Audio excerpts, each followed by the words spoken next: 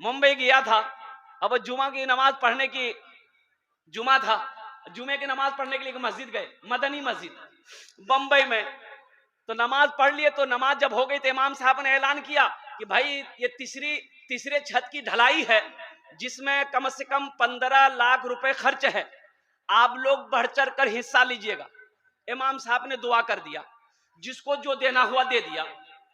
अब नफल सुन्नत पढ़ के अब वो कमेटी वाले इमाम साहब वगैरह सब वो पैसा गिनती कर रहे थे बैठ के एक साइड में। एक देखा कि वो सीधा सा कपड़ा है, मैला चूला कपड़ा बदन में पहना हुआ है, और मैला सा पायजामा पहना हुआ है, एक टोपी सी तिरछी ऐसे लगी हुई है, एक मजजूब किस्म का आदमी, बगल में एक छोटा सा बैग है, लेकर आया, बैठा, सलाम किया, सेक्रेटरी साहब को सलाम किया, इमाम साहब को सलाम किया।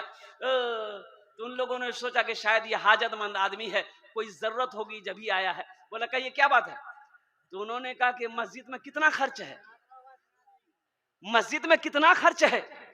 तो लोग उसको ऊपर से लेके नीचे तक देखने लगे। बोला आपको इससे क्या मतलब है? बोला नहीं, हम पूछ रहे हैं मस्जिद में कितना खर्च है। तो इमाम साहब ने कहा कि हमने ऐलान किया, देखे नहीं, 15 लाख कम से कम से 20 लाख तो खर्चा होगा ही होगा, 15 लाख मिनिमम मान के चलिए। कहे कोई बात, आपको कुछ चाहिए? बोला नहीं, हमको तो कुछ नहीं चाहिए। बैग खोला, चेक निकाला, अब 20 लाख रुपए का चेक काट के दे दिया कि मेरी तरफ से इसे मस्जिद में लगा दीजिएगा। सुभान अल्लाह। सारे लोग उसके लिबास को देख रहे थे, उसकी शक्ल को देख रहे थे, लोग पहचाने नहीं पा रहे थे। उनसे पूछा भाई अपना नाम तो बता दो। बोला कि नाम लेके क्या करोगे? नाम लेके क्या करोगे? अल्लाह को अपना घर बनाना होगा, वो जिससे चाहेगा उससे बनवा लेगा। अल्लाह किसी का मोहताज नहीं है, हम सब उनके मोहताज हैं। और अल्लाह के घर में उसी का पैसा लगेगा जिसको अल्लाह तौफीक देगा, जिस पैसे को अल्लाह कबूल करेगा वही पैसा लगेगा। वो सालेबा था, एक मुनाफिक था, पहले साहबी था, बाद में मुनाफिक हो गया, बहुत गरीब था, बहुत गरीब था।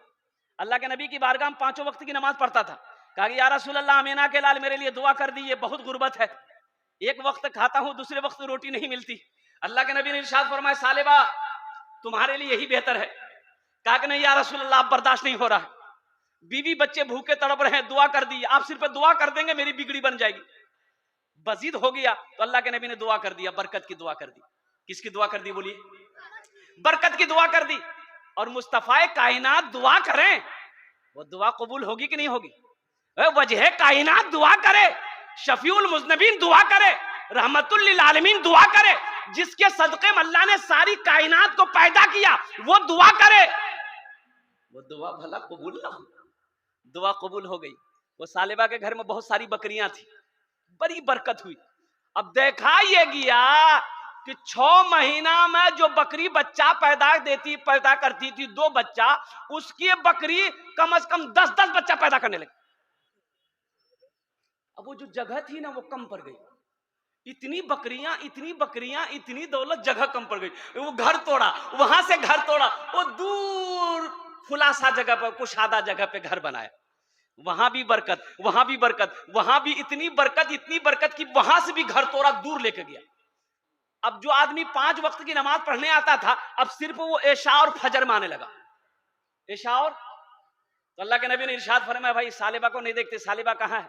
कहा कि या रसूल अल्लाह, उसको फुर्सत कहाँ है, इतनी दौलत का मालिक हो गया है, अब उसको टाइम कहीं नहीं मिलता है, टाइम नहीं मिलता है। तो अल्लाह के नबी ने इरशाद फरमाया मैंने पहले कहा था सालेबा तुम्हारे हक में दौलत अच्छी नहीं है, तुम्हारे हक में माल अच्छा नहीं है, लेकिन वो माना नहीं है, कुर्बान जाओ। वहां भी इतनी दौलत कि पूरा मैदान भर गया, वहां भी से भी घर तोड़ा, मदीने से दूर चला गया। अब जो आदमी 5 वक्त की नमाज पढ़ता था 2 वक्त पढ़ने लगा, अब 2 वक्त की नमाज भी वो भी छूट गई, खाली जुमा आने लगा। क्या आने लगा बोलो? जुमा। ज़कात का हुक्म हो गया, अल्लाह का अहकाम आ गया ज़कात का। अब ये सालेबा का माल कबूल हुआ कि नहीं? ज़कात का हुक्म हो गया। अल्लाह के नबी ने आदमी को भेजा कि जाओ सालेबा के पास में जाओ, उसको कुरान सुनाओ और उससे कहो अपने माल में से ज़कात निकाले। अपने माल में से बोलो ज़कात निकाले। अपने माल में से ज़कात निकाले। वो कासिद गया, आदमी गया, वही सलाम किया, बोला सालेबा हम मदीना से आए हैं, अल्लाह के रसूल ने मुझे भेजा है, कुरान नाजिल हो गया है, कुरान में अल्लाह ने कहा है वाक़िमुस्सलाता व आतुज़ ज़का, नमाज कायम करो, ज़कात दो। तो तुम अपने माल की ये हजारों बकरियां तुम्हारी है, ऊंट है, ये इनका ज़कात दो। तो सालेबा कहने लगा ये ज़कात नहीं है, टैक्स है, हम नहीं देंगे। बाप बहुत बकरी निकल जाएगी मेरी। बोले बाबू तुम जाओ मदीना, हम सोच कर बताएंगे। आहा, इतना कहना था, सोच कर बताएंगे। माशाअल्लाह। वो कासिद आया अल्लाह के नबी की बारगाह में, या रसूल अल्लाह सालेबा ने कहा सोच के बताएंगे। अल्लाह के नबी का चेहरा सुर्ख हो गया। आपने इरशाद फरमाया सालेबा मैंने तुम्हें पहले ही कहा था ये दौलत तुम्हारे हक में अच्छा नहीं, ये दौलत तुम्हारे हक में बेहतर नहीं है, लेकिन तुमने नहीं माना। और सालेबा को अफसोस हुआ कि ये मैंने क्या कह दिया। तो वो बहुत सारा माल लेकर मदीना पहुंचा, कहा या रसूल अल्लाह मुझसे गलती हो गई है, ये मेरा माल कबूल कर लिए। अल्लाह के नबी ने इरशाद फरमाया सालेबा अपना माल लेकर वापस जा, तेरे माल की अल्लाह को जरूरत नहीं है, तेरे माल की अल्लाह को, अरे भाई बोलो, भाई बोलो, अल्लाह को जरूरत नहीं है, अल्लाह ने मना कर दिया है। जब अल्लाह को मंजूर नहीं है तो मोहम्मदुर रसूलुल्लाह को भी मंजूर नहीं है। सालेबा रोता रहा, लेकिन बात नहीं मानी गई, वो माल लेकर लौट के चला गया। अल्लाह के नबी इस दुनिया से पर्दा कर गए, इंतकाल कर गए। हजरत अबू बकर सिद्दीक रदी अल्लाह तआला अन्हु खलीफा बने। तो ये सालेबा सोचा बड़ा अच्छा मौका है, अल्लाह के नबी ने मेरे माल को, ए बेटा बैठो। अब ये सालेबा का वाकया मैं आपको सुनाऊंगा इंशाल्लाह, ज़हन को हाजिर रखिएगा। ये सालेबा का माल कबूल हुआ कि नहीं हुआ। ये बड़ी लंबी उम्र पाया, सालेबा बड़ी लंबी उम्र पाया। हजरत अबू बकर सिद्दीक, हजरत उमर फारूक, हजरत उस्मान गनी के जमाने तक वो रहा, लेकिन किसी ने उसका माल कबूल किया कि नहीं किया। सबकी बारगाह में माल लेकर आया।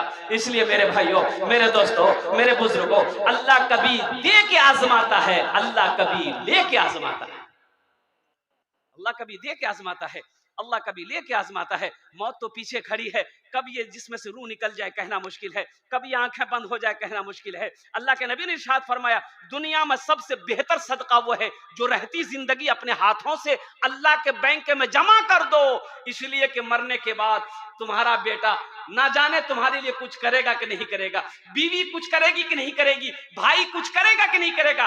आज माल का मालिक तुम हो, खेत का मालिक तुम हो, सोने चांदी का मालिक तुम हो, तो रहती जिंदगी अपने हाथों से अल्लाह के बैंक में जमा कर लो और जन्नत में महल बना लो। हाँ।